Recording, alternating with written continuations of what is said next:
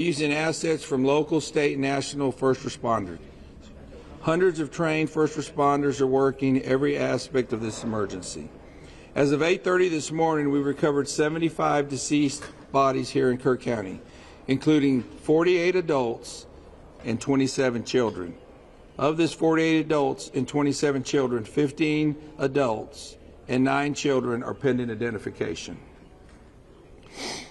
At present, there are 10 campers from Camp Mystic unaccounted for and 1 counselor. We continue to offer our condolences to those affected. Reuniting the families remain our top priority here on this operation. Please note that Highway 39 of an Old Ingram Loop remains closed to the public. Other than those who live in that area would not be allowed out there. I will now turn it over to Senator Cruz. City Manager Dalton Rice. Good morning, Dalton Rice, the City Manager for the City of Kerrville.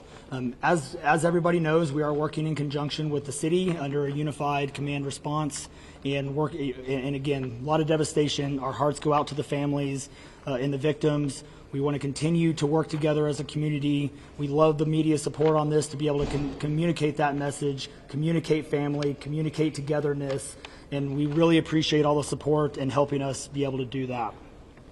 Search and rescue, as the sheriff said, search and rescue operations will continue today from Hunt in North Kerr County all the way to Canyon Lake in Comal County. Now, we're only focused on the Kerr County side, but we wanted to talk about that because for a linear from Hunt all the way to Comal County in a straight line distance is over 100 kilometers. This is a massive field that is happening, and again, this is unprecedented flood events. So we are still currently in the primary search phase, which is the rapid one. They are running it, we have different segments that are gridded out. Each one of those segments are taking anywhere between an hour to 3 hours, up to 2 kilometers for each segment. So what that means is they're running into a lot of technical challenges with terrain, with water, even potentially, with weather, in the rising fields. We've talked about this before. Volunteers stay out of the way because if we start getting weather reports and all the other complications that are out there, we then have to pull off of those search and rescue missions to be able to communicate to those volunteers to get off, to make sure that they don't become victims themselves. Those operations involve 19 different local and state agencies, in addition to conducting primary and secondary searches. They will be conducting welfare checks on areas in North Kerr County impacted by power outages. And when we say search and rescue operations, that is boat, walking, on the ground, dogs, drones. Again, keep personal drones out of the air, helicopters. We do have other assets that are continuing the search as well. As of present, KPUB, which is the Kerrville Public Utility Board, is reporting continued power outages between Hunt and Ingram along the South Fork of the Guadalupe River in Hunt. In the South Fork area, there are approximately 40 down power lines and significant infrastructure damage. KPUB has brought in additional utility personnel to help with restoration, but it's not possible at this time when the power is going to be restored. There are some substations along with those power lines that we are still trying to get access to just from debris buildup or them being completely wiped out. So we do not have an estimated time on when those are going to be fixed. We continue to have substantial number of requests for volunteers, as I said before, and donation opportunities. We are asking those who want to volunteer to contact the Salvation Army in Kerrville by phone at 830-465-4797 or in person at 855 Hayes Street in Kerrville. Monetary donations can be made on the Community Foundation of the Texas Hill Country's website at www.communityfoundation.net. They have a Kerr County Relief Fund set up on that site. And I will now turn it over to the Mayor, Joe Herring. Thank you for being here. I need to tell my community and those families who are waiting, this will be a rough week. Primary search continues, and we remain hopeful every foot, every mile, every bend of the river. Our work continues. You need to know that we have been blessed with help from the community, from the state, and the nation. We have trained experts who are helping in this effort. If you want to volunteer, it is important that you contact Kerrville Salvation Army and register. Dalton gave that number, but I'm going to give it again. 830-465-4797. We need focused and coordinated volunteers, not random people just showing up and doing what they do. We need to work together. As Dalton said, donations have been flowing in from around the world to the Community Foundation. Again, that website is communityfoundation.net. Please follow the City of Kerrville's Facebook page for updates. They're accurate. We take a lot of time to make sure we send out information that will be helpful, not only to residents, but those who are visiting. I've said this 100 times, and I will say it again. We need your prayers. We need your prayers. Thank you. And now, Senator Ted Cruz.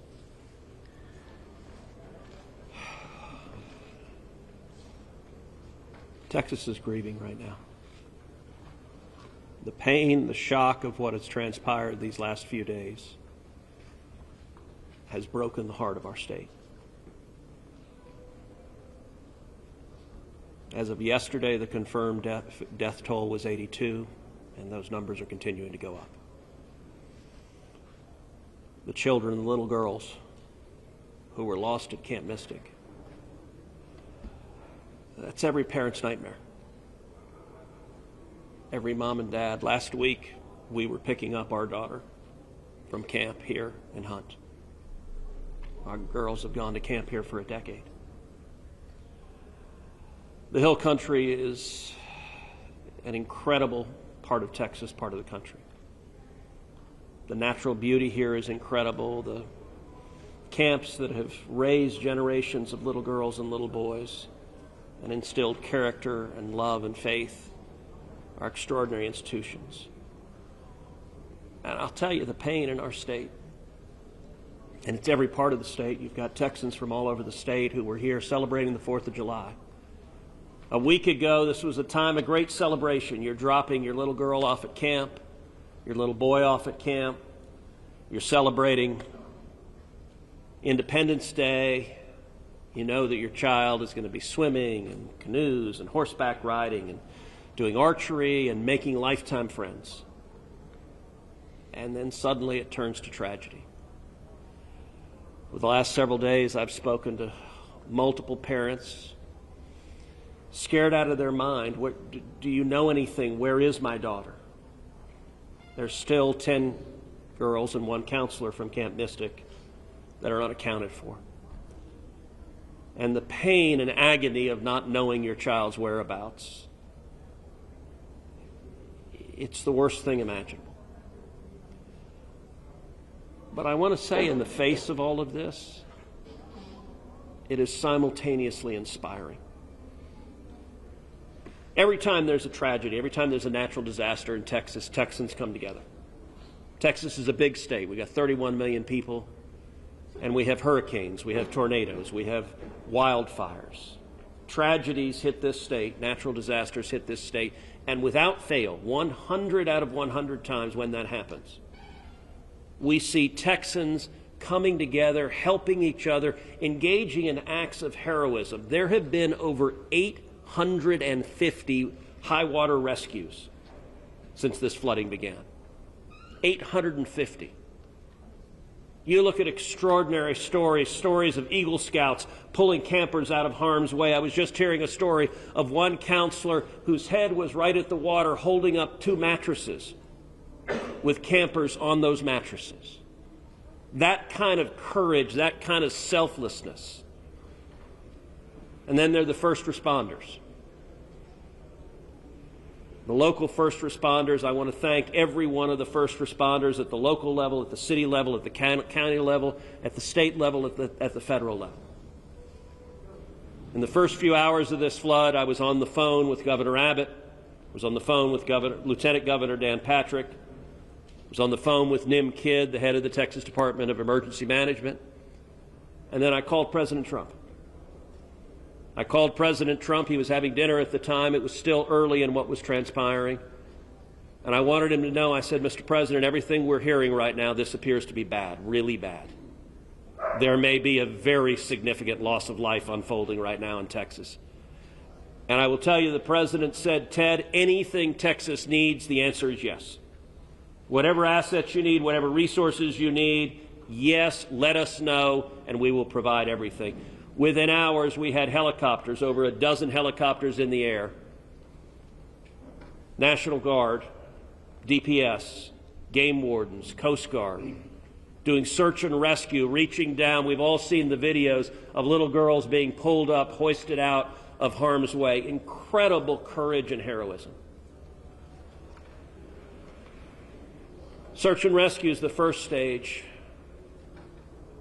but the process of coming together and rebuilding is going to take longer.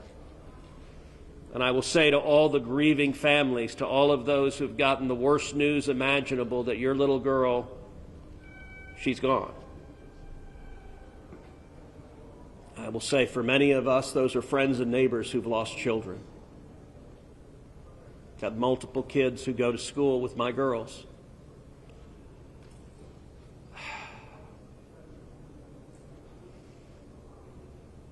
The mayor asked for prayers. And I want to say thank you to the millions of Texans, to the millions of Americans, to the millions of people all over the world right now who are praying for Texas and praying for those parents. Going through this grief, it is going to take love, it is going to take friends and family embracing and hugging and holding them while they weep. And it's going to take the church. With every disaster, one of the things we see here in Texas is the church steps up and the church helps and the church feeds and clothes and comforts. This morning I met with a group of chaplains who've been going through the incredibly difficult process of talking to mom and dad after mom and dad who just lost the most precious person they ever knew.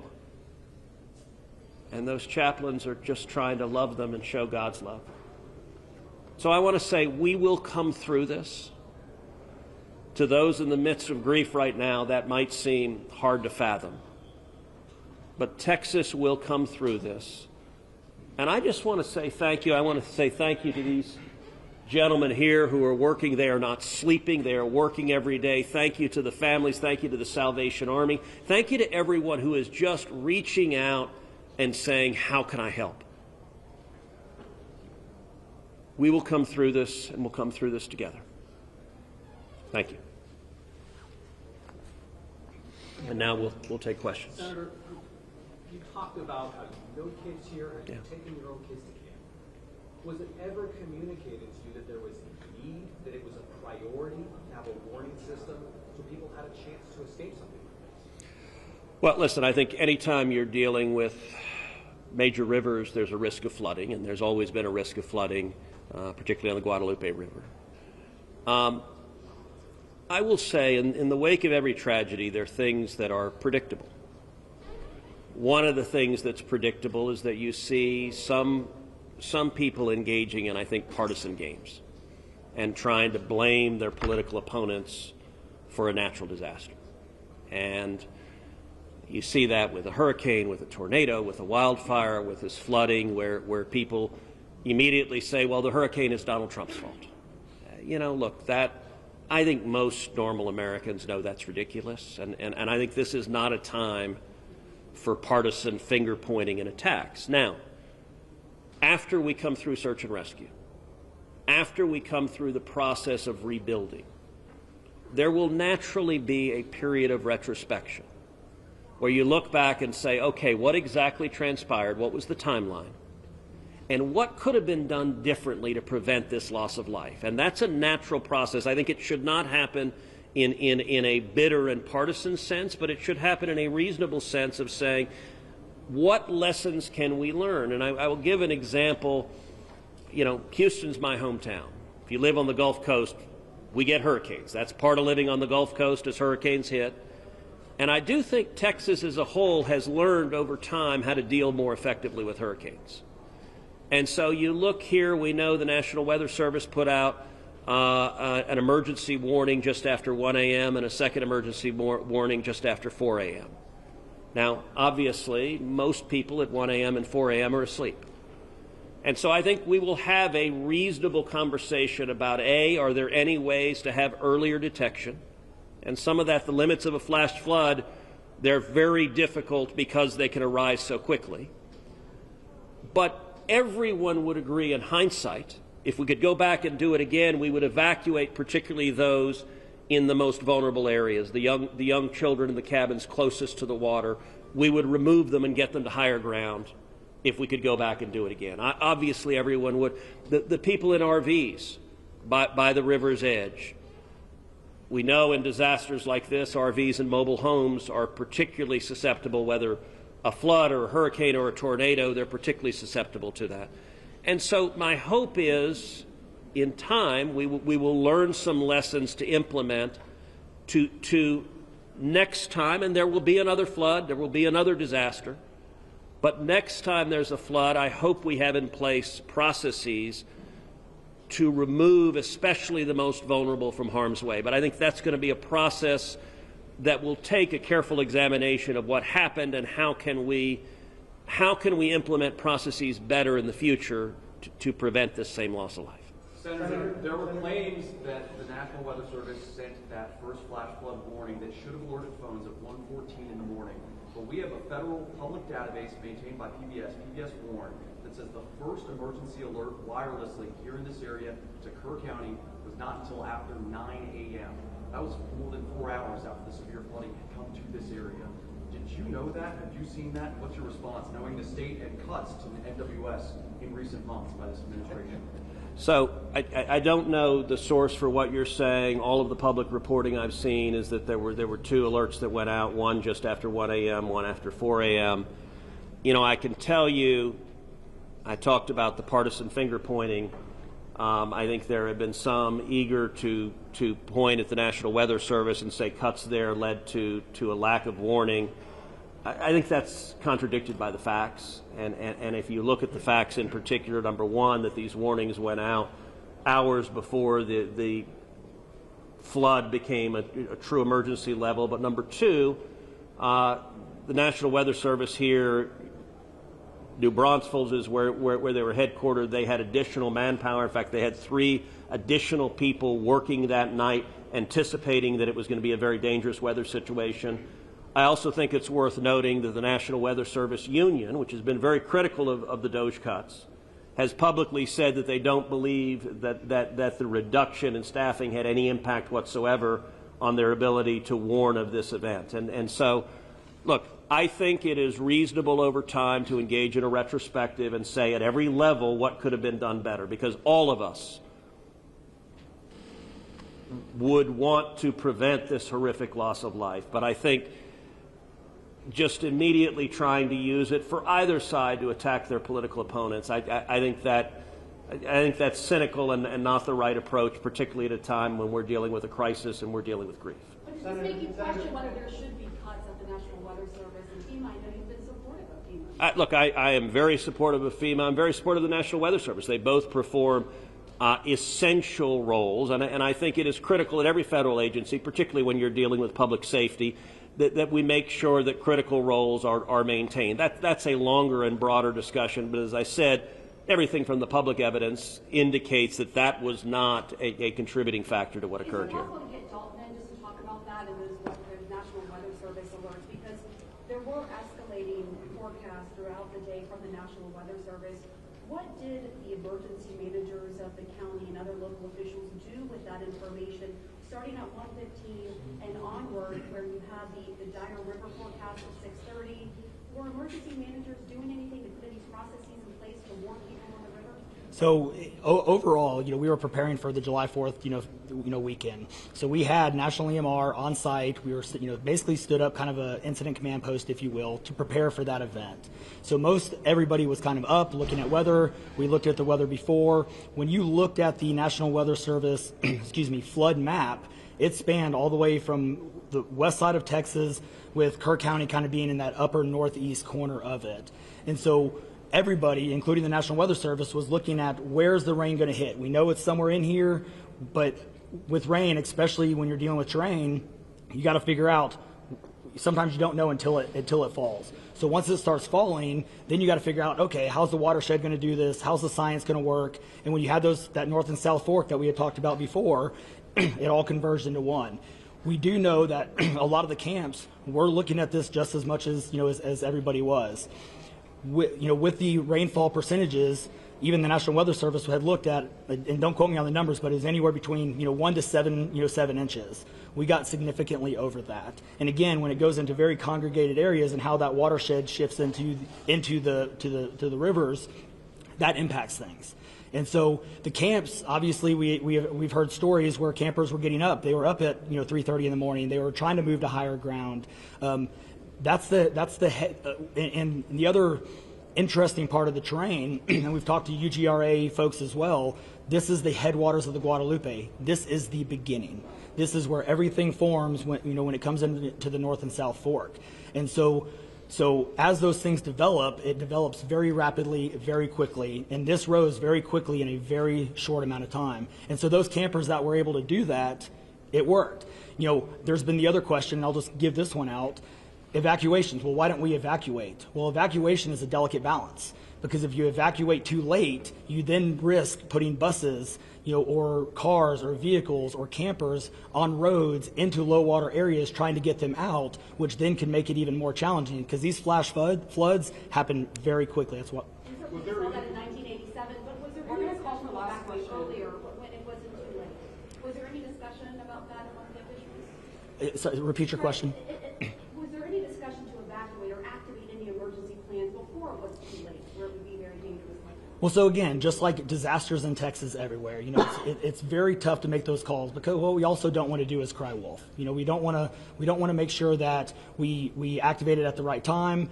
It is very difficult, very challenging, especially with this. We're looking at 100 kilometers, right? That's a big straight line distance. That's not even along the river. These areas take a lot of time to get out to. So even when first responders were on the ground at 3:30 in the morning, and we had reports, we had first responders that were getting swept away, actually responding to the first areas of rainfall. That's how quick it happened. First responders who have experience, who are Swiftwater qualified, were driving as soon as the rain started falling, were driving to these areas, and one of them got swept off the road. One last question, everybody. One last question. Between 1 and 4 a.m. from local law enforcement to the camp, saying, I know you can't get buses in an hour, but was there anyone telling the camp between 1 and 4 a.m. you need to get the girls to higher ground? At the very least, you have to walk up there in the rain, as many of them actually ended up doing. Was there any communication from local law enforcement to anyone at that camp between 1 and 4 a.m.? That I don't know off the top of my head. What I do know, though, is there's 55,000 people in Kerr County. Kerr County is a massive, massive area. From here to those camps is 45 minutes on a good day. And so, obviously one of the big challenges that we have, even when you have cell service, a lot of those areas don't even have cell service. Radio communications towers, radio towers within the hill country becomes very challenging. So there's a lot of areas, especially when weather comes in, where cellular towers are down or you already have bad service. So there's a lot of factors that play and a lot of variables in there on communication that, again, I think as we work through this process, we know everybody has a lot of questions regarding what are the next steps and what's next. And I think all of these things, these are all great questions. And as we continue search and rescue and as we continue to move to the next step, we definitely want to dive in and look at all of those things, from cell service tower to radio communications, or emergency alerting. Any of those things, I think we all really need to take a look at and review. And we're looking forward to doing that once we can get the search and rescue and stuff complete. In regards to the total number of, before I say anything else, I just want to say thank you to you, all the first responders, everyone involved. We've been praying. Thank you. We've been praying. The media's been praying. Thank you guys for doing that. I've got two questions. One for you, trying to get an accurate count on number of missing. I know you can't. I know we don't know we don't know what we don't know. Yes. But do we know a rough idea on total estimates that are still missing overall throughout the county? And then one other follow-up. This may be for Senator Cruz. A lot of speculation being made about this being somehow man involved with the weather modification, with some of the rainmaker technology, working with farmland.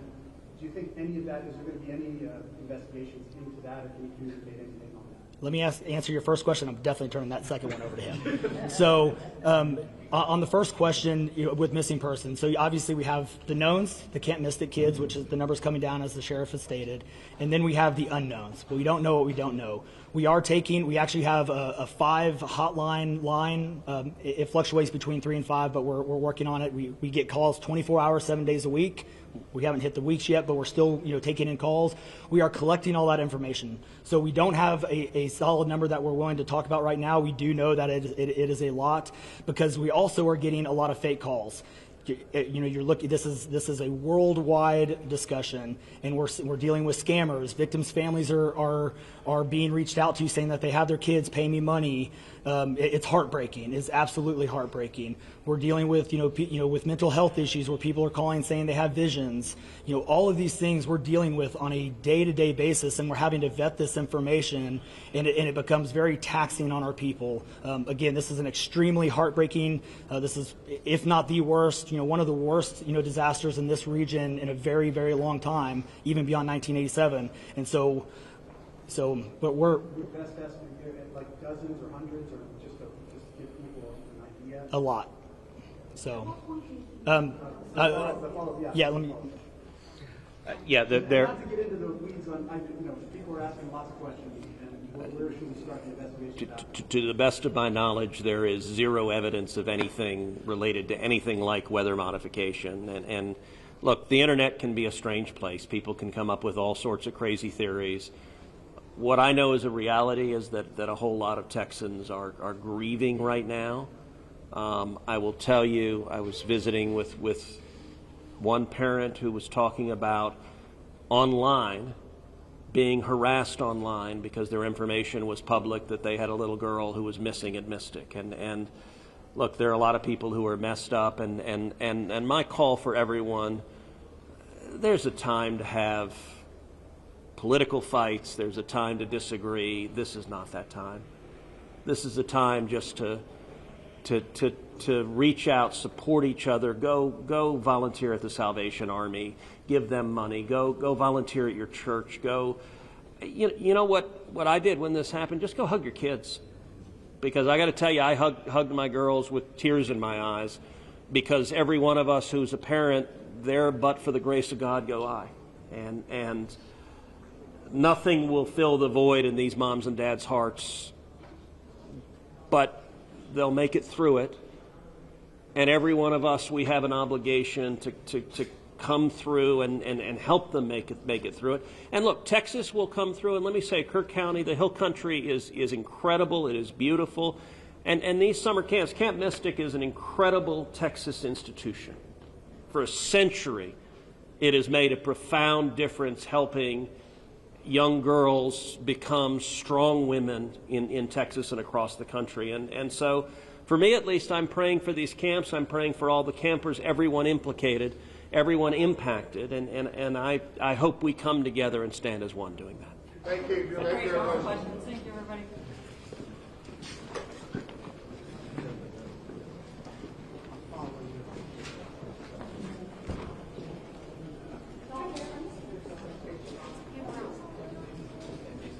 Hey, good morning, folks. If you were not here earlier, I put out some housekeeping notes. I want to repeat that. A couple of important things to note. Temporary flight restriction is still in effect. Flying drones will and they have interfered with search and rescue operations.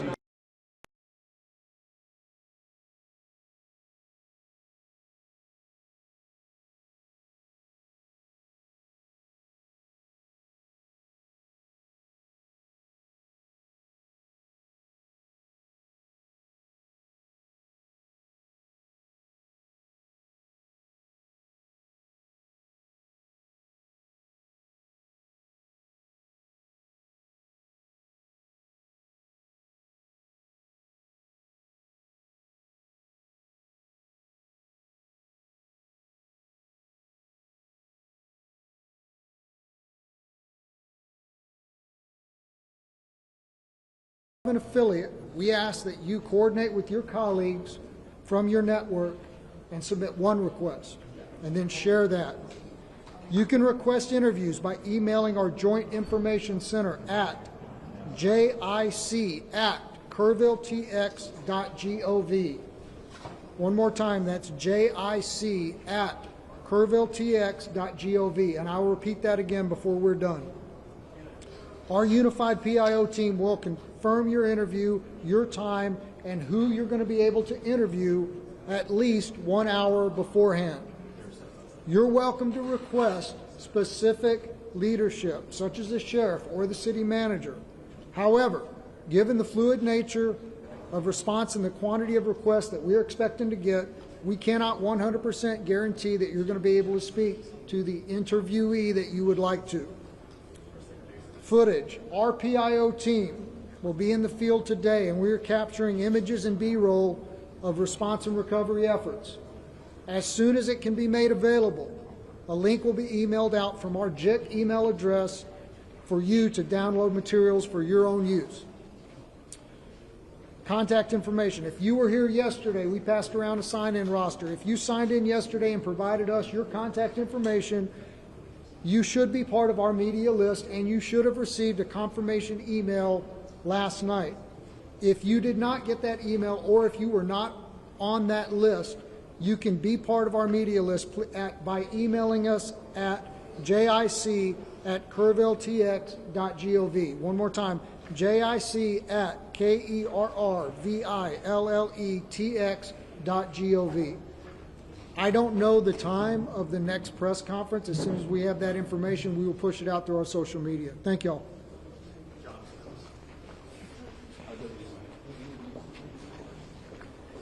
Yeah. So go ahead and just send in your report. Okay.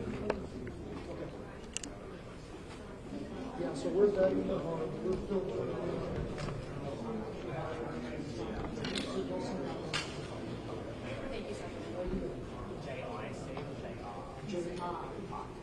It's for joint information. You can ask him in the next meeting. Answer my question.